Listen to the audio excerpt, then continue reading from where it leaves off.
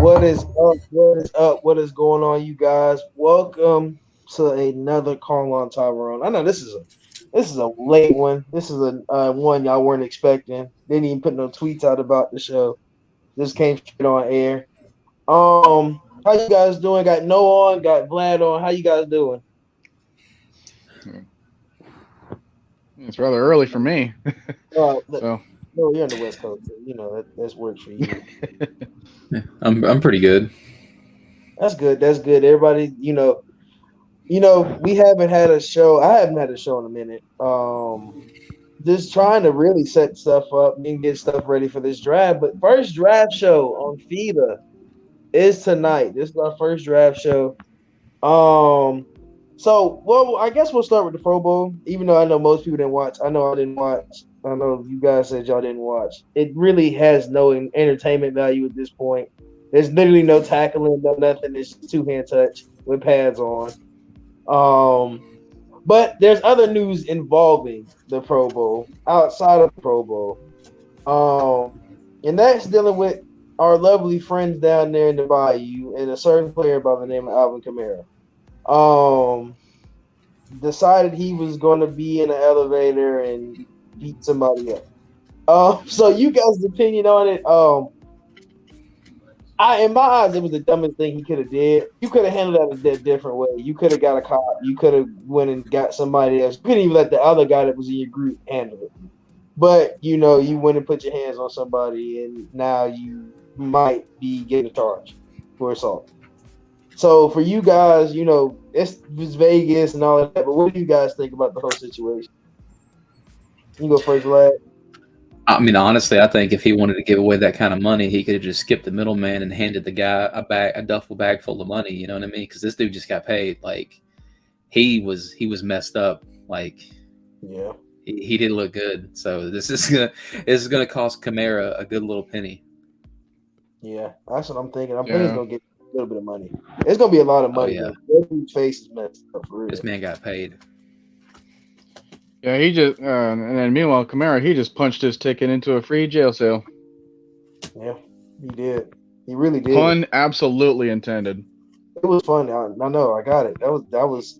He really did punch himself into a jail cell, which is hilarious to think about because if you're Alvin Kamara, why in okay, I'm not gonna cuss. Why in the world would you decide? Oh, you're in my face. You keep coming in my face. I know you're a fan, but I'm not. I'm gonna let you keep talking. So you touch somebody in my group. They start punching them. They get into a physical altercation. I'm not gonna break it up. I'm just gonna punch them in the face too. I'm just gonna go ahead and just hop on in the fray. And we just gonna jump them in the middle, and literally in the middle of you in Vegas around cameras. There's cameras everywhere in Vegas, and you're just like, yeah, let me just go ahead and jump this dude. But yeah, but on to our next topic, Senior Bowl. This was a big event. We actually got some news from Terry about his evaluation process on the whole situation.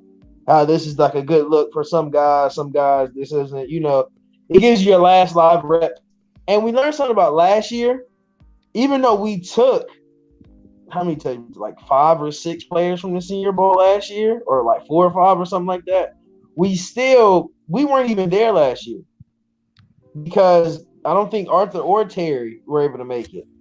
And, so that shows you how much trust we have in the Senior Bowl as draft-wise, because to not even be there and still get guys from it means you had to go and watch that film.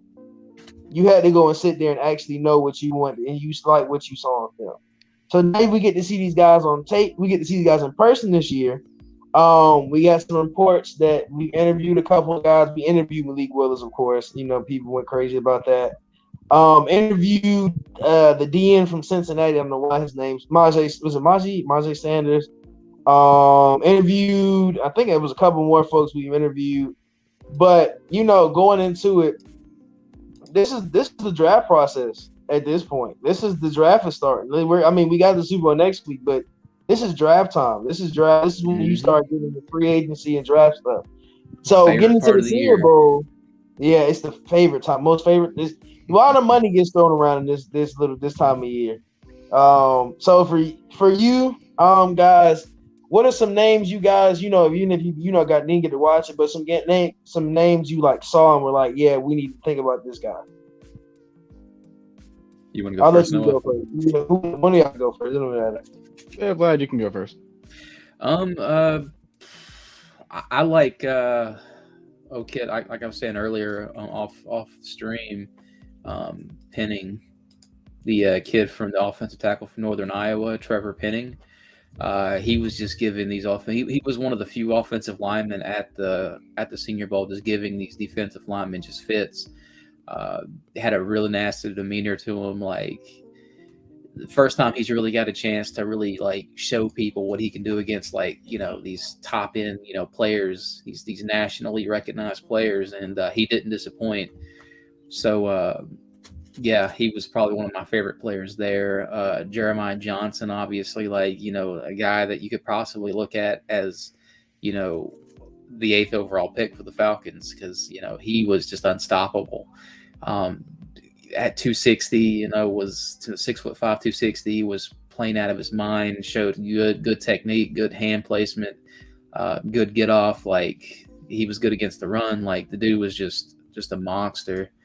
And probably my last guy that I really watched, because I was really paying attention to the X guys, was Kingsley Eganbar, the defensive end from South Carolina.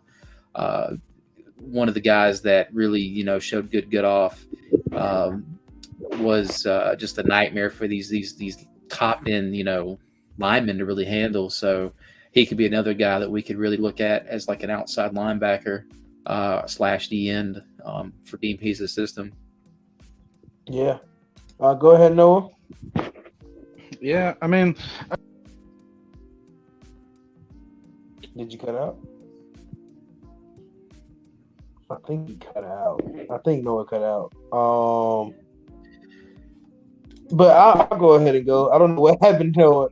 He just got sucked into the abyss. Yeah, I don't know. You back? Nah, he left out. I mean, he came back. He didn't come back yet. But getting into the guys, I didn't get to really watch a lot, but seeing some one-on-ones I did see. I do like that kid from Cincinnati. I do like Sanders from Cincinnati. I like him.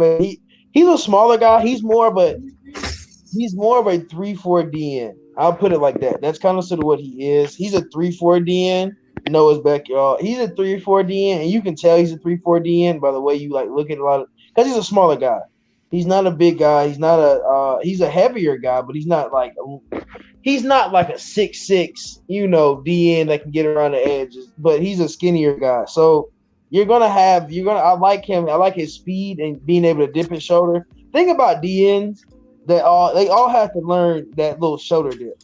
If you ever watch a DN practice and you see them running around a little hula hoop, or it won't be a little hula hoop, but a big hula hoop, and you be like, what are they doing just running around in circles? Just working on their shoulders dip. Just working around, getting around the edge. When you get around that edge, you got to lean in. You got to touch the grass, basically. And so in that circle, when you get in that little hoop and you run around in that circle, and they tell you reverse, you got to turn your body. And there's a lot of speed stuff involves a lot of ends. And he has that speed. It's another, like you said, Jeremiah Johnson has a lot of speed, which was really, he's really a different type of. He could be a steal. At 8, but we just don't know. We don't know our values in players. Like we've seen these players. We don't know the value we actually have in some of these players. So it gets into who you want to look at. And then of course I have to shout out a Georgia player. I have to. Mr. Devontae Wyatt. He just came out in one-on-ones and just was beating old linemen left and right. And I mean, it's not even like his draft stock was really low, but for what he did to some of these old linemen that were higher ranked than him, and actually was just beating them one-on-one with speed and being able to use his strength with his speed. Another guy Yeah. Another guy was Perion Winfrey. He was spanking these guys on the inside Yeah. too. This defensive lineman. He got 2 Those D sacks during the linemen had game. a lot. It was a lot of good D linemen.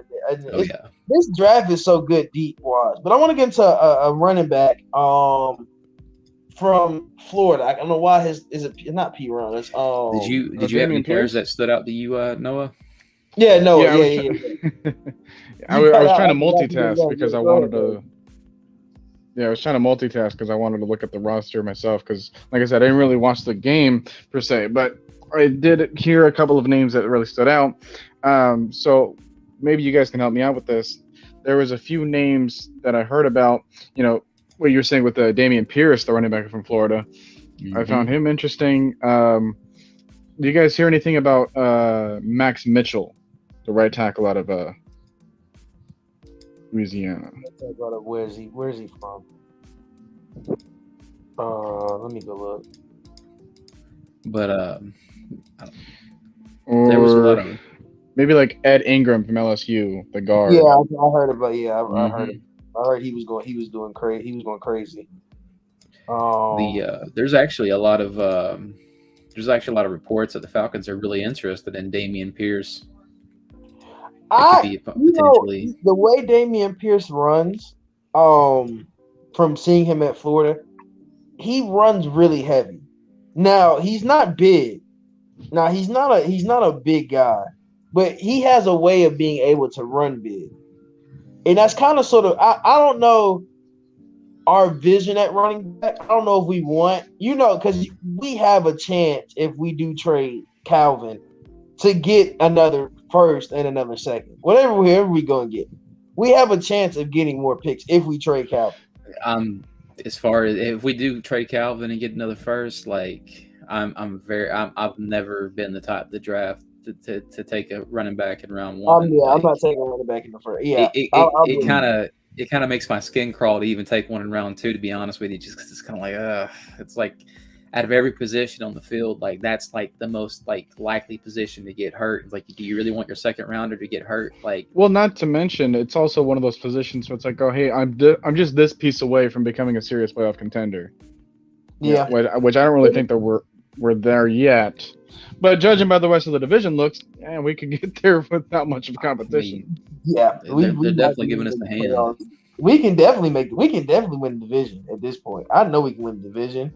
And I think it's more of if you go and think about, okay, you go get a running back. Let's say, okay, we get 2 first rounders, we get 2 second rounders. That leaves open your 3rd through 7 to be whatever you really need because you can fill in a lot of positions with that 4 spot. Where like those first 2, if you get 2 first rounders and you fill in 2 big needs, your 2 biggest needs really you can fill in, and then your second rounders are 2 of your mid-levels. And then 3 through 6, you can fill in whatever you feel like is a need per se in the later days. So it's a way of we can move it to where it works. But we just don't know yet. I don't know what we do with Calvin. I don't know what we do with, we're not getting rid of Grady. We're not getting rid of Dion. So you guys can it'll be at least a year or 2 before we get rid of any of those 2. So, and you can't move Matt. So you can't move the main 3. So you're gonna have to fill these spots in, and especially not knowing you're gonna need a second tight end. We all know that. We're gonna need a number 2 tight end because Lee Smith retired and Hayden Hurst is on the free agent block. He's an unrestricted free agent. Now we might go out and get him on us, and we can keep Hayden in Atlanta on on a contract that's not heavy. A team friendly contract. Yeah, it's a very team friendly contract.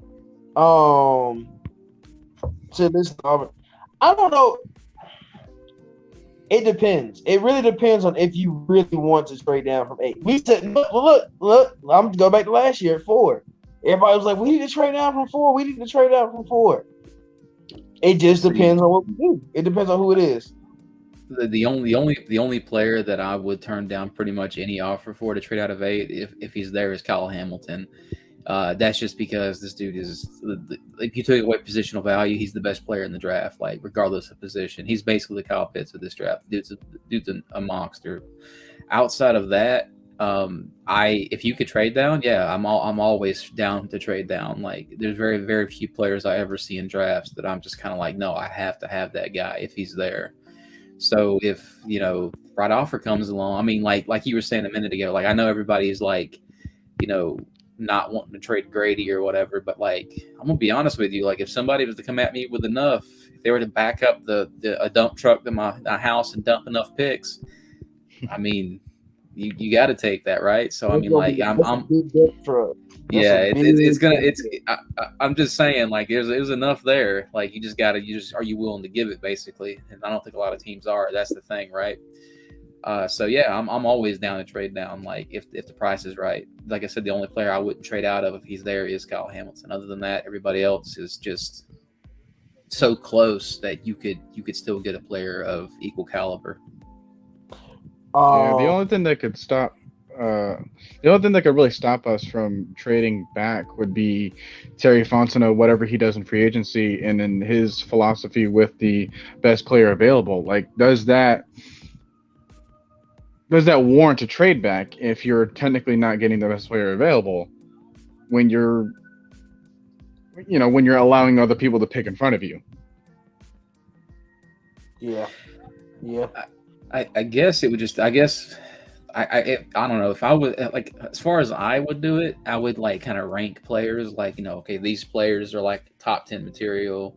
These players are the middle part of the first round, back half of the first round, and if none of the players that are what you consider to be a top 10 pick there, yeah, I can kind of see it trading back from there. I guess it's just kind of how they have their big board set up. Yeah.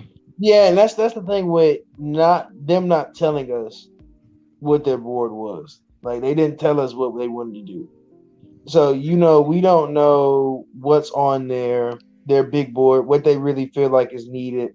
So, that's what most you want from your team, though, because you don't kind of sort of want people to know what you're doing. Now, I want my GM to have a good poker face, Yeah, that's Terry. I love Terry's poker. Yeah, face. Terry's been a great GM so far. His poker, and I love how people like try to call him and Arthur like fake tough guys, but like they really just don't care about y'all. They don't care about what the media says about them. Like, bro, and that's true toughness right there. Yeah, they just be sitting there like when you have your coach come out and say that Twitter's a toxic wasteland. That's when it's something different than what you really want. Like, he's just not giving them what they want, and that's how people react. Would you take a second and a third for really? I want a first. If you can't get a first, then yeah, second and third. If I can't get a first, then second and third. You have to get a first for him. Like, I'm sorry, like, that's just.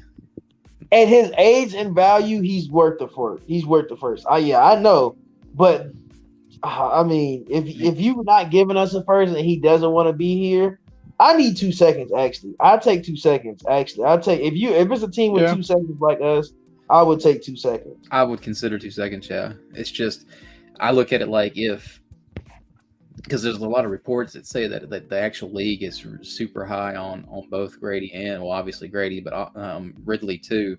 A lot of teams think that he could still be a number one. So that tells me that it's not necessarily. I think it's more of an internal thing, is why Ridley wasn't playing, and he just kind of said mental. That's the more and more I'm looking into this, the more and more I'm thinking like he didn't really jive with Arthur Smith, so he was like, you know what, I'm sitting out. So I think the league probably knows that, and that's why they probably consider him a number one still. So we might. I mean, there's a good potential we could be walking away with two first and probably 2/3 with if we traded Ridley and Grady. Like our first and a third would be like the starting price for Grady. Like you have to come at me with something like at least that. Yeah, it's at least the first and the third. Let's remember trading back also helps the cap and because of fixed rookie weight. That is still one of the weirdest things the NFL has ever done with fixed rookie weight scale. They do it in the NBA too, which is so stupid. Where if you're a high pick in the NBA, you get I think like a $10 million, that's something stupid, some crazy type amount of money. But the reason, I mean, we paid Kyle Pitts how much last year? At 4, was it $8 million a year? Or I mean, it might have been a little bit more. It was a little bit higher than $8 million a year. Yeah, probably like 10, maybe 12. Yeah, it was something like because I thought it was like a 4-year 35. Was it 4 years 35? The contract he signed. I'm gonna go look it up real quick. But you think about that, like even at 8, you're gonna have to pay some money towards 8. So I can understand why you say we can get down from it. I just think we have to look at it as, it was a 4-year, $32.9 million contract.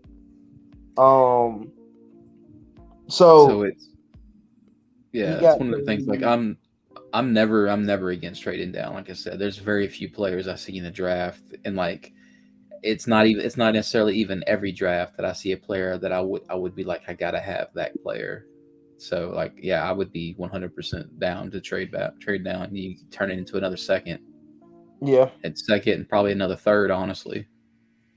The Pittsburgh Steelers are at pick 21. We traded my first rounder at 21. We get the 2021 21st draft pick. In return, we see the 2023 first round, the 2022 third round. Now that's that's a trade that can work. I can see it working. So we'll go from 8 to 21. Yeah, Tony, you're trying to make our draft night show a lot longer than it has to be. The thing about the draft night show long. If we got to be out here to pick 21, I'm gonna cry. Now the thing about it though is if Pittsburgh's trading up, it's because Malik Willis is still on the board, and if they're trading up for a quarterback, that's I kind of look at that as like like, okay, well, you want some other player like a wide receiver or a lineman or something for that kind of a pick. Now, if you're talking about them trading up for a quarterback, you got to hit them with that quarterback tax too, which is going to be probably two first, a second, and a third, or something crazy like that. Like it's going to be real high. Learn from Miami. Look what Miami did to San Francisco last year when they won the 4th pick. I mean, what was it? The 3rd pick? Yeah, it was the 3rd pick. Yeah. Look how much Miami got for the 3rd pick. And then you can also take the example of what the Bears did with the Giants in order to get Justin Fields too.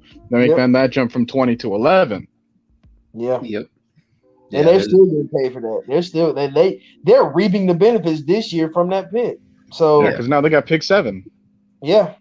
So it's what you want to. We won't get a first rounder from. We'll still get a second and general. Yeah. I don't know how the NFL the league sees Calvin. I just don't understand how they see Calvin. I know how the fans see him, but yeah, I know how the fans see him. We need to say their corner or defensive line. I don't care, or trade up. I think we go. I can see you get a safety, a corner, or defensive lineman at 8. At 8, this is depends. I really just don't know our big board. If we can get somebody to match with AJ, which would be lovely. You can get somebody to help Grady Jarrett, which is lovely, or you can get somebody to help protect Matt, or really and truly this whole secondary. Now, I understand everybody saying we need to go get a safety, but we literally drafted Jalen Hawkins 2 years ago. We just drafted Richie Grant last year. The only reason you would take a safety at number 8 is if Hamilton's on board. Anybody else, like I'm good with this safety class other than Hamilton. If Hamilton's there, you take him, just because, not even necessarily because he's a safety. I mean, you can literally line Hamilton up at free safety, strong safety. You could put him at slot corner. You could put him, you could play him at a linebacker, you know what I mean? And have him, it's like. He's a pony. How we like to call it is pony. That's what I called it in my high school. It's called pony. That was the guy that played literally every secondary position. Your pony was the one that played. He could play the free safety, the strong safety. He could come down and blitz. He can play the outside. It just depends, man. It just depends how you want to use him. And I don't think you can go say. I just think that what we drafted these last 2 years. Now, I don't know if we like Jalen Hawkins, but we know Jalen Hawkins was a good. He had. I think did he lead the team in picks this year? I think he did. And then you got Richie. We just drafted Richie last year, and we didn't get to see a lot of Richie, but we did. We are going to. We're probably going to see a lot more of him this year. People are going to be surprised when they see Richie play this next season. Dean Pease is praising Richie. Yeah. I think people haven't seen Richie. If you didn't see Richie at UCF, and see the impact he had on that team, then you probably, or in the Senior Bowl, you didn't really get to see, you didn't see how good he really was, but he actually is really good. That would give us a first round, 3 second rounders, 2 third rounders, a fourth and a fifth and a sixth, and we don't have a 7th round this year. Did they ever come out with our compensation picks list? I think it was 1 pick for Alex Mack in the 6th round. Yeah. That's just what? We should have had at least 3 because we lost Neil too. And KZ. We lost Neil, we Allen. lost KZ. Yeah, that's crazy. That's crazy. We got to nail this draft. We do. I mean, that's really the goal for every draft, right? Yeah. You don't want to miss a single one if you can help it. You help me, and it's hard. You got about I forgot how big the pool is, like 300, 400 players, and only so many amount of picks, and you hope you pick the right one. So, because of his issues, is the reason we won't get a first rounder for Ridley, but we get the second rounder for him because of the talent Ridley brings to the team. I honestly think, like I said, the more and more I'm looking into the issues of Ridley, I'm thinking it's just that he just said that, so he would kind of sound like a douche if he was just like, I just don't like this coaching staff, I'm sitting out, So I'm thinking that's more along the lines of what's happening rather than him having any kind of mental issues. I think he just said that just to kind of save face, because the more you look into it, the more I'm just kind of like, I gave him the benefit of the doubt, but the more and more I look into it, the more and more I'm kind of skeptical about it. Yeah. What do you say? I don't believe I am 1%, but getting a D lineman might be the fastest result because if any unit struggles in for overall is O line. Yeah, I mean, mostly I always give when I do my breakdowns, which I will say y'all guys really need to come. If you are an O line fan and I start doing my O line breakdowns, you guys are really going to enjoy it. Because I give solid details. Like, I mean, I see it from my perspective. Like how I look, how I look at it as an actual lineman. I'm not gonna give you just BS from people that people that didn't play football don't know how to play O-line. So I'm not gonna give you that BS. I'm gonna actually come to you and tell you how I see this player and how he can be impacted. But it's a lot of different ways how O-linemen play. You got a lot of. I have 3. You have a bruiser, you have a technique guy, and you have a pass rusher. And your bruisers are your running blockers. Your technique guys are your ones that can do both, and then your pass blockers are the ones that are exceptional at pass blocking. So you have those 3 type of guys, and some O-lines just don't know how to gel because you could have 3 bruisers in the middle and 2 pass blockers, but your bruisers don't know how to contain the middle. And you get sacks up the middle. What would be an actual really nice signing that a lot of people aren't really talking about is I could see Arthur Smith and Terry Fontenot actually bringing in Ben Jones, the center from Tennessee. Yeah, yeah. And the thing about it is, especially a center, is that since he's very familiar with Arthur Smith and how he likes to call his plays, that could take the offense to another level, because now you have your center that's extremely comfortable with calling plays, and that's gonna get your O line on the same page far better, because you got to realize that Hennessy was learning this offense still, so all the line calls or whatever that he was making was might have been kind of suspect because he wasn't familiar or comfortable with the system. But if you get a guy like Ben Jones in that's completely familiar with Arthur Smith's system, that could change your offensive line. Like, that could be a night and day change. Because we see what happens when we brought in like Alex Mack, that to run Shanahan's system, this could potentially be Arthur Smith's version of Alex Mack. There's a guy. I mean, not there's a guy, but there's a way of running Arthur Smith's system. And the thing with the center is that the center has to be a zone reach blocker a lot of the time. Because we run a lot of inside zone, outside zone. It's really an outside zone, play action boot, stuff like that. But your center in any way has to get to the second level. Yeah. So if he doesn't get to the second level, then you're going to be struggling. And now we have 2 guys on this team. We have Dolman and we have Hennessy. Now, Hennessy, they're both great zone reach blockers, right? Great zone blockers. But the thing about it is they don't, in their own right, know what they're doing. I mean, it's really hard, but they don't really know what they're doing, and it's gonna take it's gonna see this offseason. If we don't get a veteran center, that's going to be the competition I'm looking for at camp. That's the only thing I want to see at camp. I'm okay with everything else, but that's the only thing I want to see at camp. But it's fair really to say that he doesn't like the coaching staff or plays being run like Dirk Cutter and those deep outs. I mean, you're a football player, bro. Coaching changes staff. Coaching staff change. So you have to get used to it, man. How do you think Matt Ryan feels when he's got to change the whole system every other year? Changes calls and everything. So yeah. So it's hard. I mean, you have to take that on the chin. If you don't like the play call, you stick it out till your contract's up. Or till you don't call.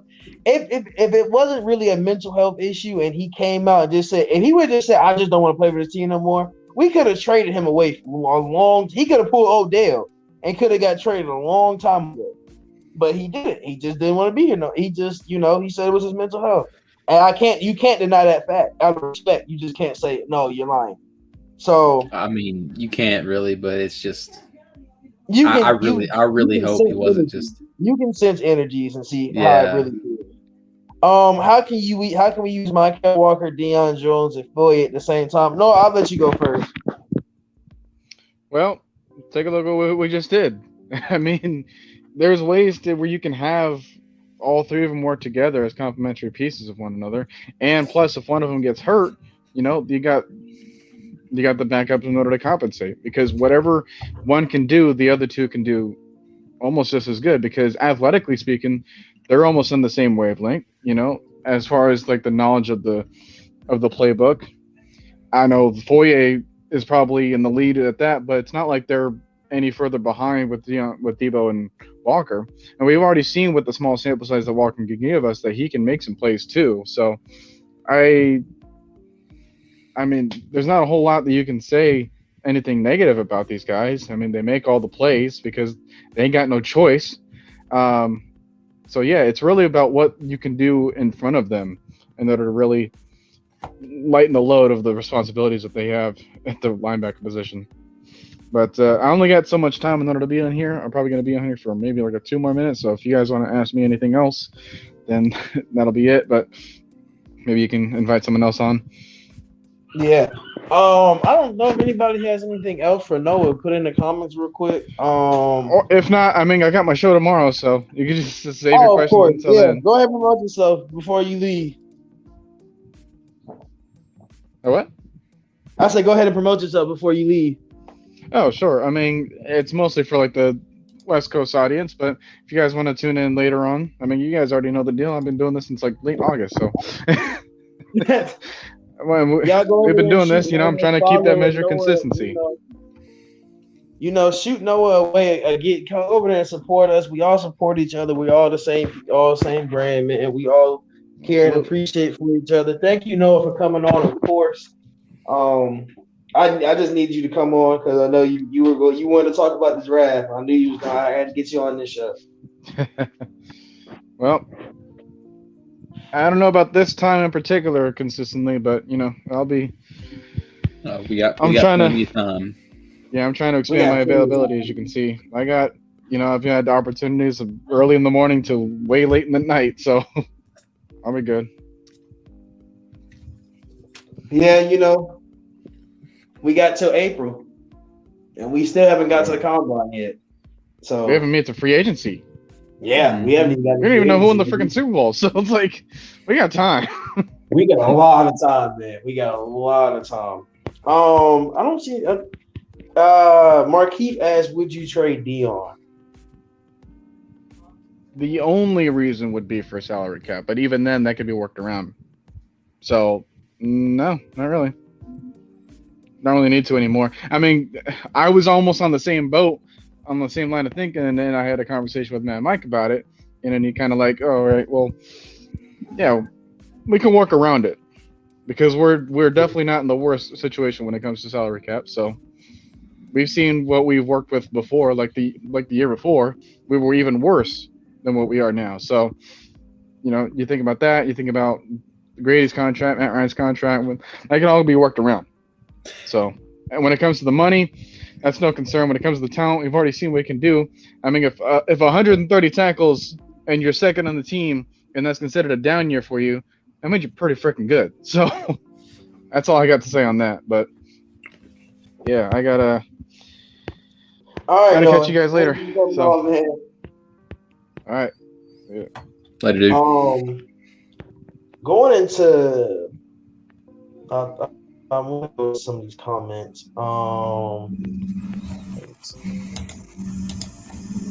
Just looking at some of them. He said Isaiah Oliver's rehab is going well from what I've heard. Well, we can't get anything from Arthur on that or Terry because of the fact they cannot give out information on free agents.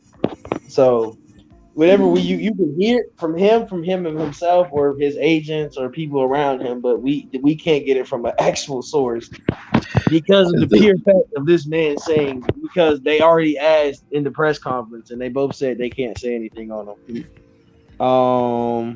He'll be back next year. Yeah, he will. I think he's gonna be here. Let me see. Ben Jones stated his. What did he say? I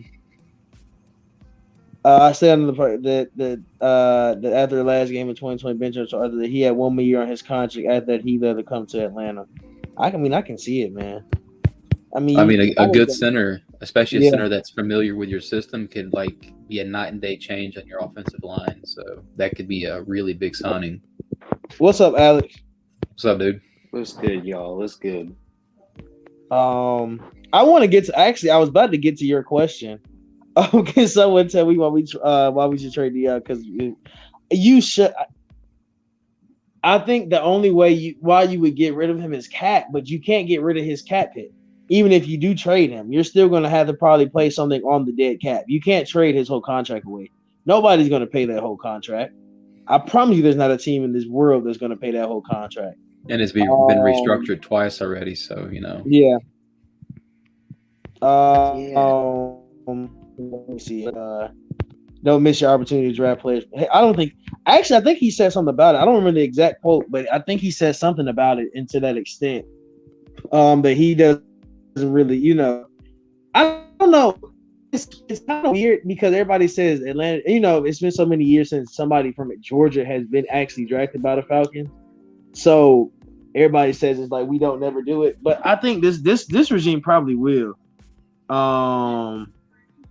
Yeah, I don't get. I think that's the only. That's really the only thing why. Like it has to be because, and if I always go look at the pipelines difference between Terry compared to Thomas. Thomas used to get a lot of players from the West Coast.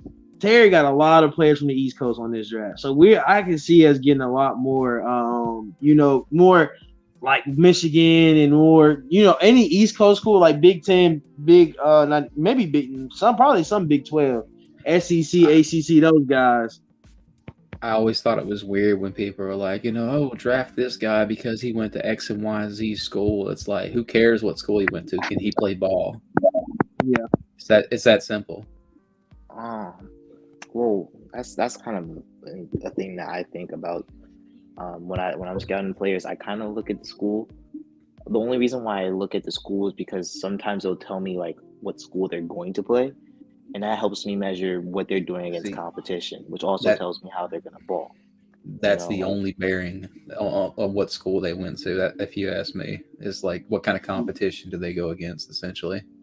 Right. But even then, it's like you get these friggin' like players that just come to the league and just light it up, that go to like these no-name schools. So it's like it's a good thing to look at, but it's not like you can't just be like, oh, he went to Georgia, so therefore he's the best thing since sliced bread. It's like, you know what I mean?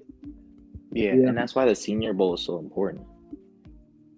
Yeah, that is the main reason why the Senior Bowl is so important. And I don't know if anybody got to catch some of the HBCU combine, but that combine was really important for a lot of those kids. Because there's a lot of talent from HBCUs. Now, back in the day, of course, it kind of sort of died down, but like at a certain point, you had a lot of good players coming out of HBCU. It's So what's like I was saying earlier, Trevor Penning, the offensive tackle from Northern Iowa, like he never got a chance to really play any of these like top tier talent from these schools, but at the Senior Bowl, he was like shutting these guys down left and right. I mean, he had some of these defensive linemen hated. Like this dude was just nasty, and I could see him coming to the league and being man. I'd love to have him on the Falcons as like a right tackle for us. That'd be so nice. yeah, I've been hearing a lot of people talk about Trevor Penning as an ideal fit at guard, which I agree with. I think that his running, like his when he's in run blocking mode, you love to see it. Like he just comes at you. Like his athleticism is nice. But I have heard like he might be just more suited where he can just play more in the phone booth. Like he has decent athleticism, but I think he's more effective at guard. In my personal opinion. I think honestly, yeah, like that probably is his lane. But if you're in a pinch, I could see him being kicked outside. Like he's got that versatility. Like he probably wouldn't necessarily want to start him there, but like, he could probably get you a couple games if you needed him to. and that was my thing with Mayfield. I never wanted Mayfield to go out there and start it at tackle. Being at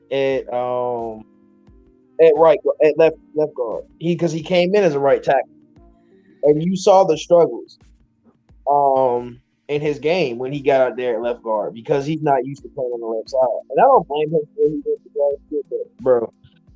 This year, O-line wise, you're gonna see a lot more competition. I got a quick question about Mayfield. Honestly, how much do you think his play was affected by how Hennessy was calling plays since Hennessy was brand new to Arthur Smith's system?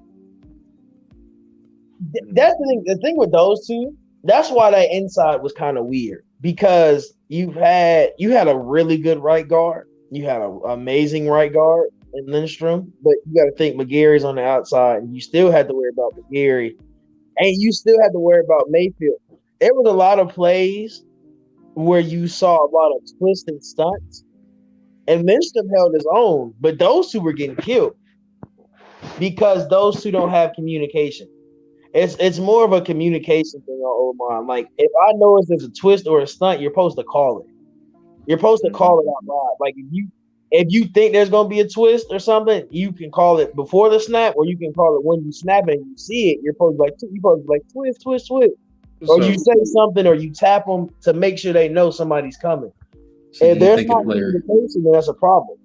You think a player like if we do get like a Ben Jones in free agency, like you think just him being able to call, like being so comfortable with Arthur Smith's system to be able to call these plays like flawlessly could like elevate Mayfield? It would elevate the whole line. If you had like it's the same thing when you think about when we brought in what's his name? When we brought in Alex Mack, the whole line got better. When you have a solid center, your O-line can be a little bit shaky, but it will never basically break. It can bend a lot, but it probably won't break because your center is the stronghold. As long as he can if he can tell Mayfield, hey, it's a twist, and I know this team likes to twist and stunt, and I know how they like to do this and that, and if I call this call, I know I'm calling this for you, so look for it. And if I see this play, as long as it takes a lot of film study. It takes a lot of film study. It takes a lot of being on the field together. Like it takes a lot of all of that to get to that point of being, hey, let's go ahead and get this right. That's really what it is. It's like, hey, let's go ahead and get this right. And it takes a lot of off field. You gotta be cool with the guy you're next to. You can't that's your battle buddy. You can't be like, oh, I don't like him because he does this. I don't like that's your battle buddy. You have to. Thomas Mitchell is one of the worst GMs in NFL history since 2017. Yeah. 7 of 52 players. What's up, Knight? 7 of 52 players on the roster. Yeah. Ryan, Jared, Dion, Matthew, Davis, and Mike Davis. Yeah, I mean, you got 7 to 52, and we I don't even the 52 roster really we got like 20 free agents. How many? I know there's a whole bunch of free agents we have now. So you have to think about that at the same time. Like, make sure we have if we go and get free agents off this list, make sure that experience set. Because I think a thing that hurt us last year too was Mingo. I think a lot of people don't forget how important that Mingo trade was, that Mingo signing was, and how bad it was when we found out what happened. I think people understand because he was going to play DM. He probably would have been in Dante Fowler's spot, and you don't get that now because he's a kid. So it's stuff like that that really hurt us. Because he probably would have been a solid player, but you didn't bring him. Sacrifice would mean there's only so many moves you can make in 3 watts and get that. Probably trading something like Dion and even Jared. Those are possibilities. They're possibilities. I'm not gonna say they're not possibilities. They're possibilities, but it has to take some time. You have to take some time and figure out who it really is. Like okay, you take Dion away, you put Michael in, and then let's say production goes down. Then or Dion goes somewhere else. Just like what's the guy that's in Green Bay now? If you go, everybody was complaining. Oh, why Devondre Campbell? Yeah, Campbell. Why we let him go? Why we let him go? So if Dion goes and does the same thing, it'll be people doing the same thing. You're just gonna be repeating that cycle over and over again. So I say if you there's certain things you have to do to make it work, but I don't have to know. Oh, I didn't even see it. I didn't even know that. Thank you, ATM. Which is crazy, but we had already voided his contract. Yeah. Since 2011 is wild to not draft a Georgia player, and we've been good since 2011 and had great talent since 2011. But like we all say, the Mentrov was I don't know. I don't even know how to describe. A lot of his connects were on the West Coast, like you said earlier. Like that's a big thing in who these GMs take is like the people they trust. Like what pipeline do the people they trust have? Are they more of on the East Coast, West Coast, Midwest, wherever it may be? And that just so happens to be where Thomas Dimitrov's pipeline was on the West Coast. That's why we drafted players like Tack from UCLA and McGarry and Lindstrom. Yeah. Well, Lindstrom was in Boston, but whatever. But Matt came from Boston, so yeah. What would you fix first, the O line or the D line? I'm going D line. Because I don't know. That's a hard one. I would probably go. I probably, like I said, get like a Ben Jones in free agency, and then probably go probably D line heavy, and then maybe try to snag an offense, like a right tackle at like in that pick 3 range. Would be my ideal. Ideally, I would like to go defensive end, wide receiver, defensive end, because those first 3 picks, I would double dip. This defensive line, this defensive end, setup we have in Atlanta, just it ain't that basically. And then probably try to get an O tackle at the round 3, and then a running back in round 4. That's just me though. I think we got to go running back this year. But I'm fixing D line first. I think O line. I think if we go into next year and the O line is as bad as it was this year, that's when you really got to go with it. But if not, no. I don't. I think D line is the most important part right now. So what's up, Easy? How you doing tonight? Yeah, I'm good, man. Thanks for having me. Yeah, I'm going D line, man. We can't stop the one. We can't get to the passer. It's been a long time since we had a decent pass rusher here. Yeah, D line all the way. I think it's D line. Alex, what you think? O line or D line?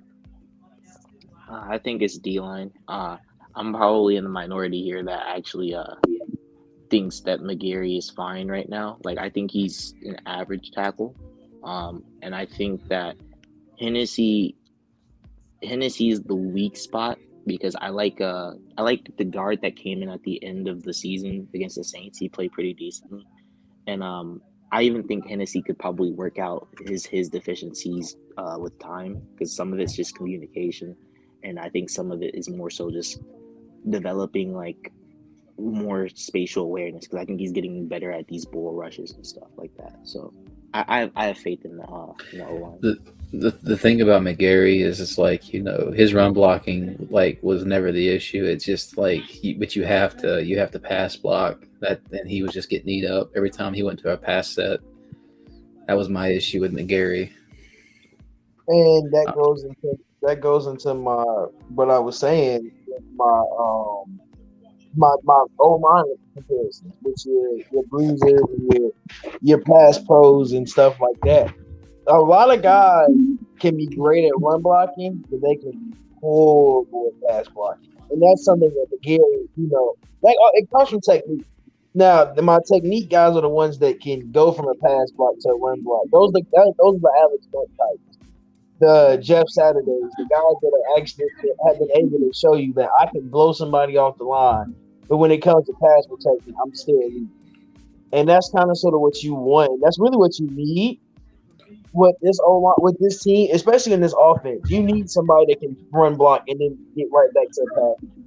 That's just what you need. What do you think about Patterson? Should we bring him back? What would it take to bring? Patterson wants to be in Atlanta, so I don't think it would take a lot. I think it's going to take for him. I think it's really and truly just going to take us giving him a contract that he likes, something favorable for the team, but still good in his eyes. And I think that's really what he wants. As long as he's in a range where we feel good and he feels good, I don't have a problem. I think you bring him back though. Yes, I agree. He actually one of the few who want to stay here. So why not bring him back? He wants to stay here, so I can't be Yeah, mad. he want to stay here. But as long as he don't take a big paycheck, I'm good. Like 6 million, I'm good.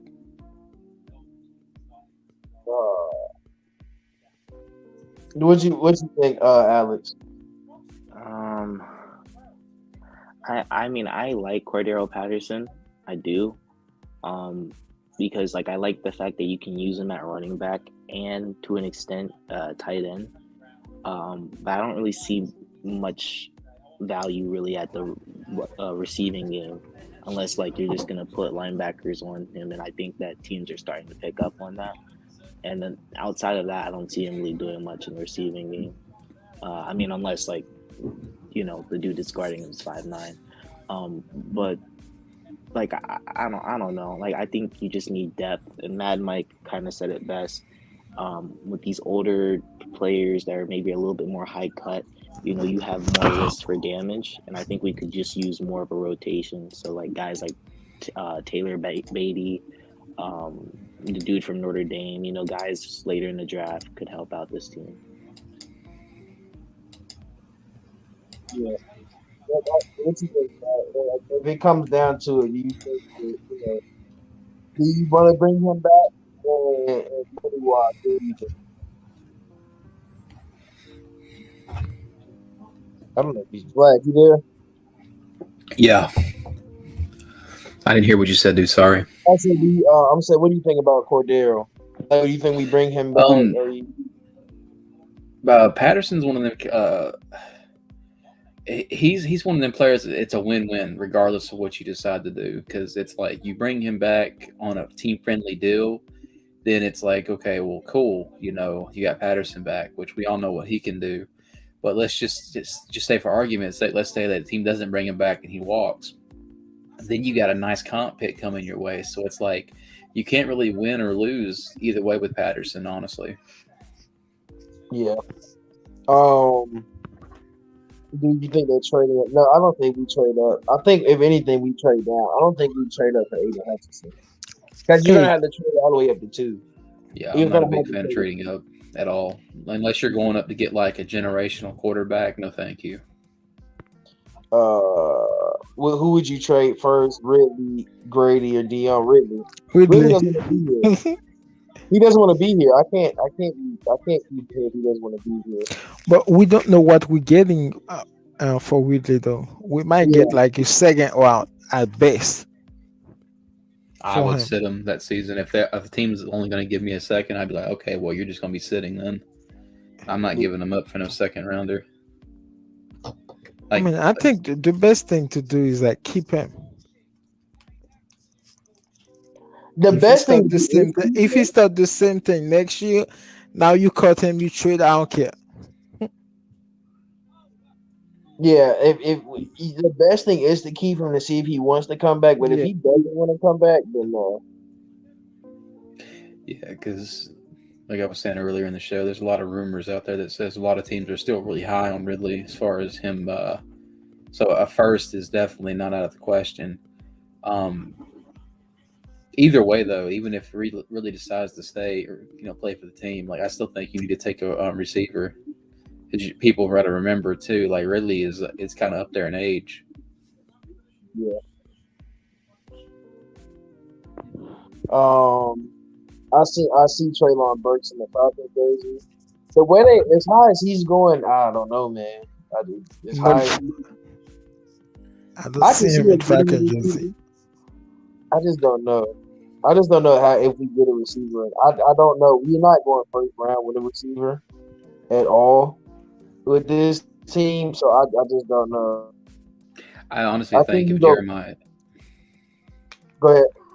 I was just gonna say, I honestly think if Jeremiah Johnson goes to the combine and just blows it up, I can pretty much, cash that in because I think that'll be the pick personally. I would enjoy it. I think he's good enough. He's good enough to be up there. We take one of our soon to be 3-round second round draft, Isaiah Spiller, and he started and start this day one as our running back. You still acquired as a tandem. Yeah. It just depends on how, man. It depends on how you feel about this whole situation. I just don't know how you feel about how we feel about the running back. If we can still use him for why we brought him in. Yeah, we can still use him. I think we brought him here as a kick returner and realized how good he was on offense. It was like, yeah, we need him on offense. I really think that's what it was. And play receiver only number 2 receiver. As long as we have another running back in the backfield, you don't have to play Cordell running back. And I just don't need Quadres to work with. And I don't think we're bringing back Mike Davis. We should bring back Mike Davis. Go ahead. I mean, somebody say we sign Cordell Patterson and keep him receiver number 2. I don't agree with that. So that means also Gage will be number 1, right? That's the thing. I mean, yeah, but also Gage is not like 1,000-yard receiver, right? You see, also Gage as like a 1,000-yard receiver.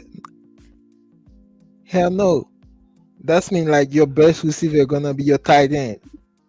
I would not like that move. Yeah. Like you said, it like that makes him. Yeah, he that definitely makes. Yeah, it makes him a number 1. Yeah, that doesn't make. I don't like that. I don't like how one wide receiver because he's gonna be a tight end. I understand he can play at wide receiver, but he has to be on that set, and that just isn't gonna look right. We already saw how Calvin performed in this offense, and that was that. Where I went to that Washington game. I was at that game, and I was just so mad at Calvin really that whole game. Oh my God, I was just so mad at Calvin really that whole game. To watch him in person do what he does and run backwards and run side to side, it just is annoying. It really is so annoying having to see that.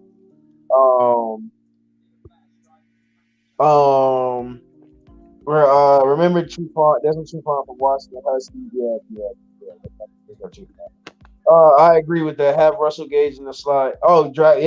George Pickens is a wide receiver where I don't know if people like because he's not gonna. People aren't gonna give him the first round pick because of the injury and stuff. It depends on like. If he's going to be a second round pick, he might go to the third round, but I know he'll be a second round pick. And it just depends on what you do with Pickens. Like it just depends on if he's sitting in the second round and you like, I need to go get him. Then you might just have to go get him. That's just how it is. I mean, the best move we can make at wide receiver right now is to sign a veteran at wide receiver like Adam Thielen or Emmanuel Sanders. That's the only thing we can do right now, bro. Yeah.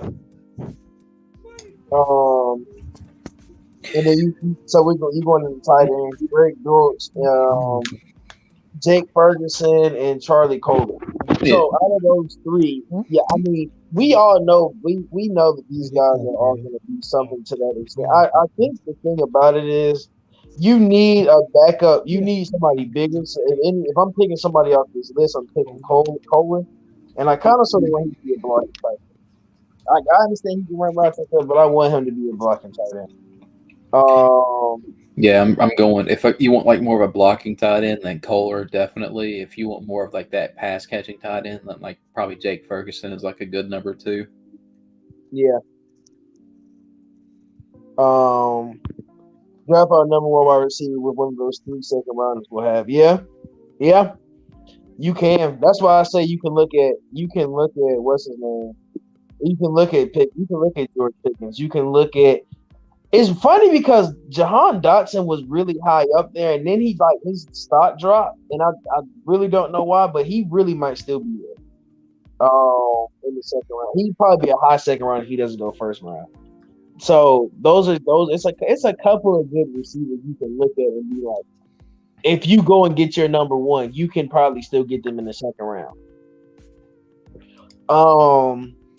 You said draft wide. You don't need no old wide receivers currently. What? Yeah. Well, let's go ahead, Brad. We already had talked about it. We're going. Tonight is the night. Scott Blair dropped his mock draft. Today actually, he dropped it today. And it is his first NFL mock draft. This is Scott Blair's first one. And we're gonna look at the picks he's had for some of these people. So first round pick was Evan Neal. Jacksonville's first number 1 pick in the draft was Evan Neal. His number 2 pick was Aiden Hutchinson. Do you see Aiden Hutchinson at drop all the way to like 5 or like I don't know, man. Out of edge position, yeah. The thing can you see it? Yeah. My thing with Aiden is that people put that one game versus Georgia so far up higher than it could have been. And I think social media really inflated it because we made fun of it so bad. We made so much fun of him and of how bad he played versus Georgia that he's not dropping in my opinion. I think we dropped him. A lot of people on social media dropped him because of that Georgia game. But I don't think he's actually going to – I don't think he's not going to talk about the top 5. Nowhere near. But I think it's just funny that how people are saying, they said the same thing about Terrell. Yeah. They said the same thing. It's a lot of people take bowl games a lot more serious than they do the whole season. Like that's the thing about what a lot of people do. Like, oh, he played horrible in his bowl game, and so and, this stuff like that. Number 3 was Kyle Hamilton, the safety from Notre Dame. Number 4 was Kevon Thibodeau.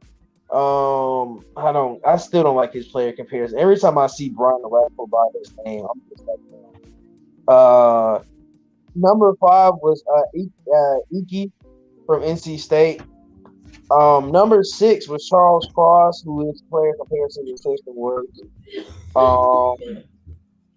And then Ojabo went 7 to New York. So that means for New York, they would have Ojabo and Azeez Ojulari. That's a crazy tandem to have. Back to back. 2 years back to back to have Azeez and then put Ojabo beside him. Yeah. Number 8, our lovely Falcons. Scott Blair has us taking Derek Stingley, the cornerback from LSU. Now, me and Vlad had this conversation. We're probably gonna have it again on here. I got the question. Yeah, go ahead. Is that Bucky Brooks? No, this is a Bucky. This is out there. I didn't do Bucky's. Derek Stingley, you have so y'all can say this in this chat. Okay, Corey already said I'm cool off Derek Stingley, but in the chat, would you have rather had Sauce or would you have had Stingley? Because we know we and Vlad talked about this. Stingley had a really good, I think, freshman year, and then these last 2 years they haven't been so hot, but he's still up there. And then you bring up Sauce, who's been the best corner in college football for the last 2 years.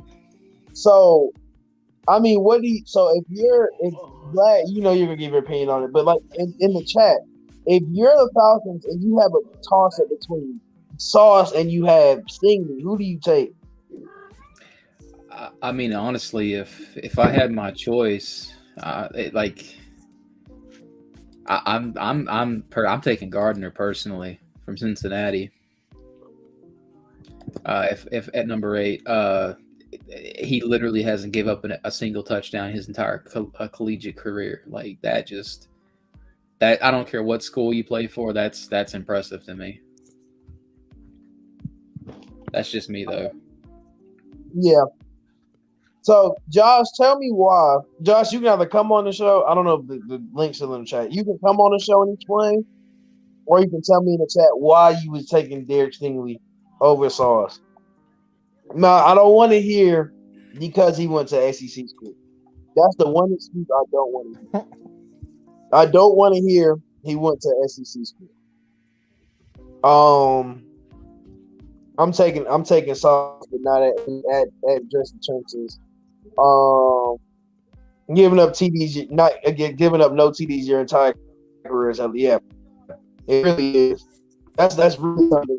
Who does that? But it's funny because like there's so many. I'm gonna let you guys answer in the chat. But let me go down the rest of this list. Denver's taking Kenny Pickett at 9. Sauce ends up going 10 to the Jets. Matt Corral ends up going to Washington, the Commanders. Actually, shout out the Commanders for the new name change. It really doesn't sound, Andrew Booth from Clemson goes 12. Treylon Burks. I just saw you say that, Scotty. Treylon Burks, but they have him going to Cleveland at 13. They have Tyler Linderbaum going 14 to Baltimore. Devin Lloyd from Utah, who is actually one of the guys I love Devin Lloyd's game. I actually got to watch a lot of Utah at the end of the season, watching the Pac-12 and watching I watched the first Oregon game, I watched the Pac-12 game, and then I ended up watching the Rose Bowl. I really like Devin Lloyd. But I still don't think he's better than Nakobe Dean. But it's kind of weird. Drake London. So the thing about why I say we can get a first for Ridley is because Philly has the 15th and the 16th pick, and they have the 19th pick. They can give up one of those picks, and they probably would get somebody. It just depends because they have Rieger and they have Devontae Smith. So it just depends. So Drake London goes 16 to the Eagles. 17, the Chargers select Trevor Penning, which Vlad was talking about. Garrett Wilson from Ohio State is going at 18 to the Saints. Carl Loftus dropped all the way to 19 on this list. They hired their new head coach. They went from Matt Nagy. It just depends. Yeah, the Eagles are really eating this draft. Like you said, the Eagles draft. I'll tell you another corner that would be an amazing fit for a deep piece system is Trent McDuffie out of Washington. Yeah. But I want to talk about Carl Loftus dropping from being one of the top 10 picks all the way to 19 on this list. That's wild. Because, people really had him. I like the Carl Loftus, but I don't understand. It's a lot of hype behind it. And so that's the thing about it. It's like, what do you really want to do? Trayvon Walker goes 20 to Pittsburgh. and then 21 is Jordan Davis to me. If you're a Bulldogs fan, I just want you to know, I'm going to throw it all over my monitor when we do the draft show if Trayvon Walker and Jordan Davis go back to back, especially the Pittsburgh game. I am going to throw up across my all over everything if that happens. Like, I'm going to be sick to my stomach. I'm going to be sick to my stomach. Yeah, they got where'd they get this one from? It doesn't even say where they got it from. I know one of them is from. They got one from the Dolphins, and I think they got one from the Colts. Then they got one, unless it was that was a part of the Eagles. They got a whole bunch of trades. They got a whole bunch of things possible. Oh yeah, they did. I hope Atlanta gets James Cook. I think he's more of a third round pick. Then you have Chris Olave going to Las Vegas. You have Trent McDuffie going to Arizona. Kobe Dean going to Dallas. Which I don't. Kobe Dean dropped that far. I don't think that's going to happen. I want to look at this. Would you rather have Willie Gay or would you rather have Devin Bush in this NFL? I would rather have Devin Bush, but Yeah, Devin Bush all day. Yeah, that's the player. You have Kyler Gordon going to Buffalo, Kenyon Green going to Tennessee, which I like Kenyon Green. His comparison is Richie Incognito, and if y'all know something, the whole thing. Richie Incognito is a beast. That man was a beast. No matter whatever you say off the field, but that boy was a beast on the field. I don't agree. Jahan Dotson going to Tampa Bay. Now Tampa Bay's in a weird situation because you can go ahead and get Malik Willis. You can go ahead and get Zappy. You can get Carson Strong, or you can rely on Mr. Kyle Trask, who I was begging for the Falcons to get. I'm gonna be honest with you. After the Senior Bowl, I seriously doubt Malik Willis is gonna make it even close to Tampa Bay. I think Malik Willis is going top 5. I think they're going to go top 5 on Malik Willis. And a lot of Detroit fans that are begging Malik Willis to come to Detroit. And that's another salary cap thing. But I think he's going to start over Jared Goff. I still think he'll start over Jared Goff. I mean, for me, the biggest surprise of the draft is gonna be like all 3 quarterbacks gonna be taken in the first round. Don't be surprised. Yeah, that and it's so funny because Daniel Jeremiah came out and was talking about it was gonna be 5 first round quarterback picks, which was there ain't no way.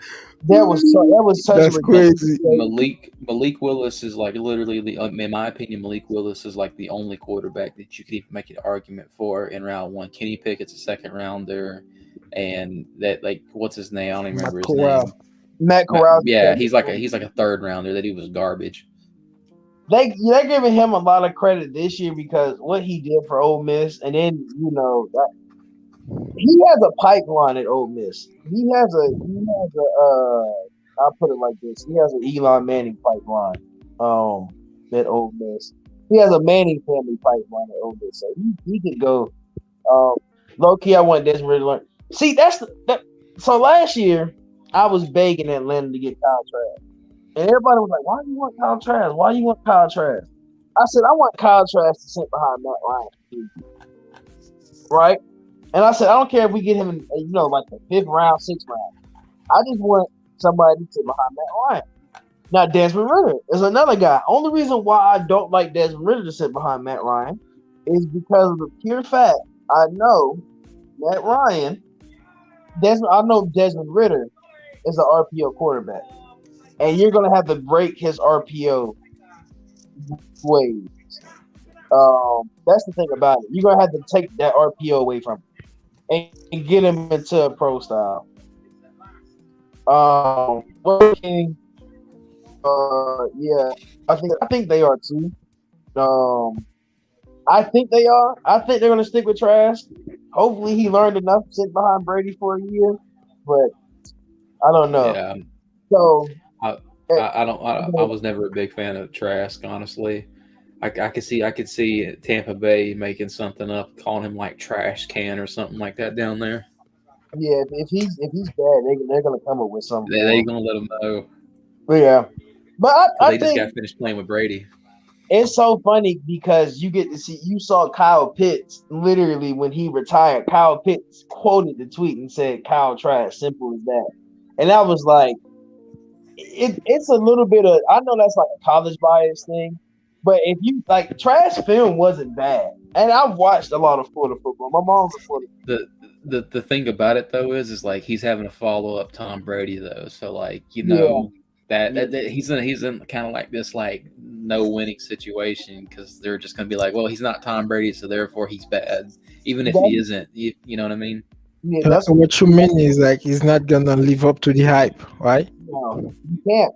That's the same thing with Jordan Love. I don't think Jordan Love is going to live up to the Aaron Rodgers hype. I don't think a lot of these when you're a young quarterback, like it's okay for Trevor Lawrence to go to Jacksonville because Jacksonville doesn't have a standard on the quarterback. Like it's a lot of places that don't have standards on quarterbacks, but you set a standard on a quarterback when you bring like the next quarterback that comes to Atlanta. If he's not as good as Matt Ryan, there's going to be people like, man, we could have found somebody better. You know, he's not even good as Matt or something like that. So you're gonna get stuff like that. So yeah, no. We take QB. Yeah, that's the one Mike likes. That's Mike's pick for quarterback. We get him in the fourth round. Yeah, I think you can get Zappy in the fourth round. So going into 28, Devontae Wyatt goes to Green Bay. That's 2 years in a row Green Bay would have drafted a Georgia player because they drafted his coach last year. Then you have Rainman from Central Michigan going to Miami. You have Jamison Williams because we all know Patrick Mahomes is another wide receiver out there with him. You get Jamison Williams going to Kansas City. You have Falile, is it Falile? And going to Cincinnati, which he's not a first round talent. He's really too heavy. He's 6'9", 380. He's not fast enough to be playing tackle, but you know we're gonna give him his credit. He's huge. And then 32, which is Detroit. We don't know this order, the bottom two yet, because Detroit has the Rams pick and Cincinnati is at 31. But if the Rams win, Detroit will go up to 31 if they lose, and then Cincinnati will be 32. But Jacksonville, the safety from Michigan, was the last pick of the draft. My thing is for Scott, I haven't read a lot of Scott stuff. I read a lot of Scott stuff. I haven't read any of his mock draft before, but it wasn't a bad mock. I would give him credit because it wasn't a bad mock. I think I just don't like the Falcons pick a lot more, or I don't like the Jacoby Green pick. I don't think Devin Lloyd is better than Jacoby Green. Those are my only two wrongs about it. I think that's my only difference I don't like about it. But other than that, it was a pretty well made mock draft. What you think, Vlad? I mean, other than a few players like N'Kobe Dean dropping, what's his name, the defensive end? You said his name a second ago. I think he'll go a little bit earlier than that. But other than that, I mean, it was pretty solid. I had a little bit gripes about it. Yeah, I think it was like I said, it was a fairly made mock draft. I wouldn't have took Stingley at 8. Yeah, I think that's my only thing is that I wouldn't have took Stingley at 8. I probably would have took Sauce or I would have took a D lineman. Yeah, like you're saying. My Gardner's probably, like I said, my number one guy as far as corner this year. I just think he's like you're saying, I don't care if you play for first, whatever, Georgia, Alabama, Cincinnati, whatever. I mean, not giving up a single touchdown your entire collegiate career is just That's just on another level. But we're gonna go ahead and end the show there. I want to shout thank you, Easy, for coming on. Thank you, Vlad, of course, for coming on. Always a pleasure. I just gotta throw this picture up. I forgot I had this. I just had to throw this up. I'm sorry. I had to do this to all the Florida fans. I just forgot I had this in here. I got this picture in here. Let me move the banner so you can see the score. Oh man, this Vlad. This I gotta throw this one in here. Oh man, that was a fun college football season last year. But shout out Prize Picks. For 100% deposit match, use code FILA. Go on Prize Picks. They are the sponsor of this show. Y'all use that code. I know if you don't gamble, you don't have to. But if you do gamble and you're using DraftKings and all those other websites, come over to Prize Picks. I promise you, the easiest one you can use. It's one where all it is picking points and rebounds and assist numbers. Just picking numbers, man. If you think a player gonna score 30 and they got it on there, it's 27. You can press the over. You can do the under. It's a lot of prop bets, but it promises it's the easy one you can use. You don't have to be using all these other websites. Just come on over to Prize Picks.